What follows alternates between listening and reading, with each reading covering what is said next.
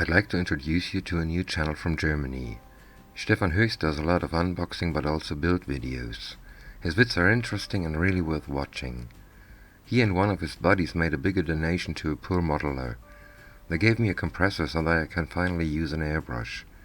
I haven't got enough words to express how grateful I am. The compressor works fine and is rather silent. The dogs sleep next to it. Stefan, I wish you good luck with your channel and many new subscribers.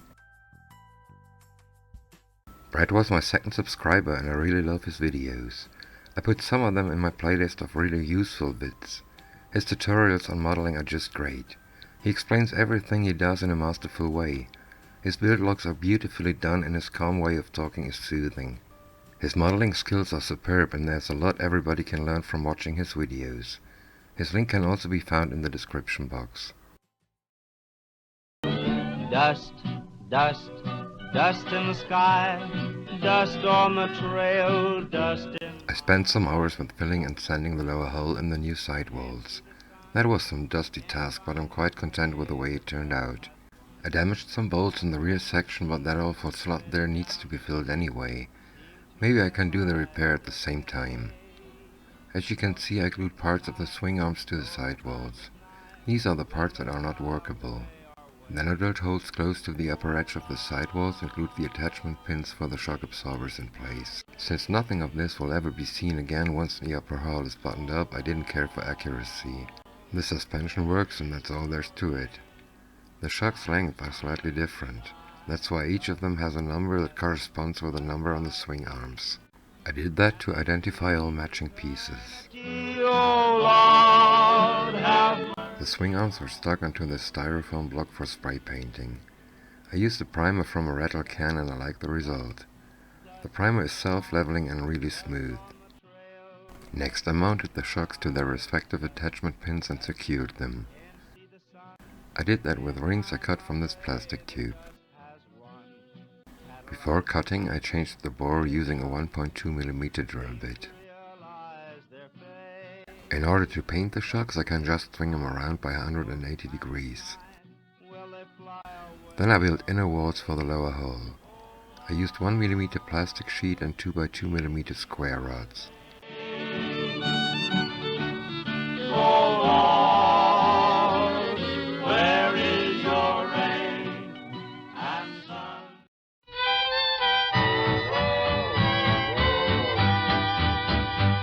I'm gonna change your way of doing, and I might as well start now. You gotta cut out all this going. When the kit was released in 1975, this MG barrel was state of the art. Nobody had ever heard of slide molding at that time. People like François Verlinden cut them off, drilled holes and inserted hypodermic needles. I've got two sizes at home, but they haven't got the matching diameter. So I cut off 50mm of the cannula of my plastic cement bottle. I did all the work I described before and glued the new barrel in place using super glue. In my opinion it looks way better now. Oh, listen to me now.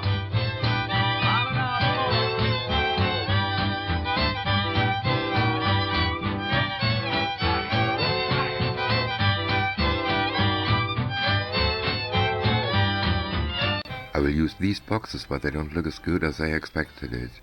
There's only wood graining on the top boards and that doesn't look too realistic. On the sides there's no wood graining at all. In order to change that I removed all raised parts.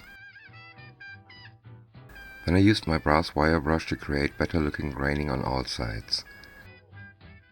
I used strips of this laser cut box. There was enough material around the parts that I could cut off. I'm gonna make you walk that chalk line, and I'm starting in today. You gotta show. I cut the strips to matching length and glued the pieces onto the box using super glue. The locks had to be replaced as well and I used strips of a strong aluminum foil to do that. Yes, sirree. The silly things you do have got to go.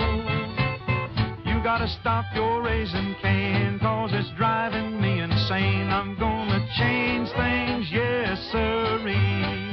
Papa Joe now. The engine cover comes in one piece and there's mesh structure molded onto it. That might take a wash very well, but it's not the look I wanted to see on my tank. I've got couple mesh from Plus Model and several gauges in my spare parts box. In this case I decided to use this gauge here. It comes very close to the mesh that's molded on. Next thing to do was removing the mesh sections from the engine cover. I drilled several holes into these sections and started sanding from the backside. The holes are only there for me to check the thickness of the material. I used my motor tool at a very low speed to sand the piece down. To get the right size of my piece of mesh, I used a pencil and burnished some paper onto the original mesh section. I added about 1 millimeter to all sides, cut out the paper and used it as template for the copper mesh. I had the mesh over a candle to heat it up till it started glowing. Now it was easier to bend, but I had to clean it with some water and an old toothbrush afterwards. Once the plastic was thin enough, I drilled holes into all corners of the mesh sections. Then I used a new number 11 blade from my X-Acto knife and cut carefully and slowly from hole to hole in both directions. That was fiddly and it took some patience to do it without damaging the pieces I wanted to keep. Then I glued the piece of copper mesh into place. Here you can see the result.